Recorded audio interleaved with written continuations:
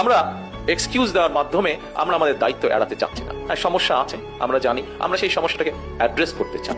অনেকেই বলছেন যে বিভিন্ন বাসা বাড়িতে বা বিভিন্ন মিল ফ্যাক্টরিতে গ্যাস পাওয়া যাচ্ছে না, ফলে হয়তো অনেক জায়গায় অনেক মিল ফ্যাক্টরি চালানো যাচ্ছে না, অনেক বাসা বাড়িতে হয় না, রান্না বান্না করা যাচ্ছে না। ইয়েস, উই অ্যাডমিট সমস্যা আছে, কিন্তু সমস্যার সমাধানের জন্য আমরা নিরন্তর কাজ করারও চেষ্টা করছি। আপনারা নিশ্চয়ই দেখেছেন, গতকালকে পেপারে এসছে, দেখেছেন যে আমরা পার্শ্ববর্তী দেশ মায়ানমার থেকে গ্যাস আনার জন্য আলোচনা এরই মধ্যে শুরু করেছি। মালয়েশিয়াতে আমি ওখানে যে আছে পেট্রোনাস, একটি তাদের কোম্পানি আছে, সেই কোম্পানির সাথে আমরা আলোচনা করেছি। তারা যেটি করে, পেট্রোনাস কোম্পানি, এটি তারা পুরো ইন্দোনেশিয়াতে তারা করছে এবং জাপানের সাথেও তারা এটি চুক্তি করেছে। আগামী 20 বছর তারা জাপানকে সহযোগিতা দেবে। সেটি হচ্ছে কন্টেনারের মধ্যে করে তারা গ্যাস নিয়ে যায়, এলএনজি গ্যাস তারা নিয়ে যায়।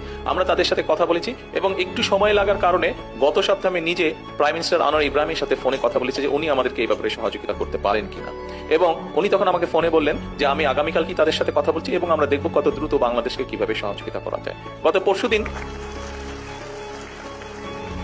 গতকালকে সন্ধ্যার সময় তাদের সাথে জুম মিটিং ছিল এবং জুম মিটিং এ তারা মোটামুটি ভাবে কথাবার্তা কমপ্লিট হয়েছে এবং তারা চেষ্টা করছে, যেহেতু তারা অলরেডি জাপানের সাথে 20 বছরের একটা কন্ট্রাক্ট করে ফেলেছে, কিন্তু তার ভিতর থেকেও তারা চেষ্টা করবে যত দ্রুত সম্ভব আগামী অক্টোবরের মধ্যে তারা আমাদেরকে সেইভাবে গ্যাস দেওয়ার চেষ্টা করবে যাতে আমরা আমাদের মিল ফ্যাক্টরিগুলোতে গ্যাস সরবরাহ করতে পারি।